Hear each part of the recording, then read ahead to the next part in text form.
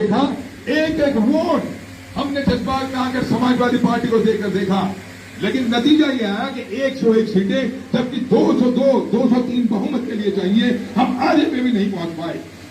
मेरे दोस्तों बुजुर्ग, ये सब चीजों में जब आप गौर करेंगे तो फिर अकल का तकाजा यह है कि मुझे अपनी सोच का पैमाना बदलना होगा।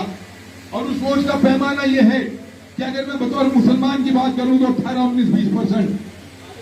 अगर मैं अपने आप को ये कहकर के जाऊं कि मैं माइनॉरिटी हूं, मुसलमान का वो छोड़ूं, तो माइनॉरिटी के अंदर जो है जैन भी आ जाते हैं, बुद्ध भी आ जाते हैं, ईसाई भी आ जाते हैं, सिख भी आ जाते हैं, पारसी भी आ जाते हैं। तो ये 18, 20, 22% पहुंच गया 24, 25%। और अगर मैं अपने आप को वंचित कहूं, अगर मैं अपने आप को एक्सप्लॉइटेड कहूं, अगर मैं अपने आप को बहुजन कहूं, तो अब मेरी हैसियत बन जाती है 85% की।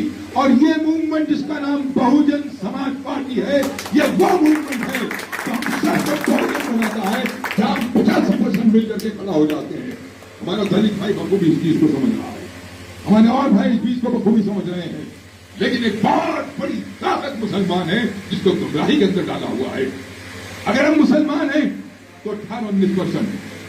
अगर हम माइनॉरिटी हैं जिसमें सिख जुड़ गए, पारसी जुड़ गए, बौद्ध जुड़ गए, जैन जुड़ गए, ईसाई जुड़ गए, तो हम पहुंच जाते हैं 25%। और अगर हम बहुजन हो गए, वंचित हो गए, तो सीधी उड़ान 85% की है इंशाअल्लाह।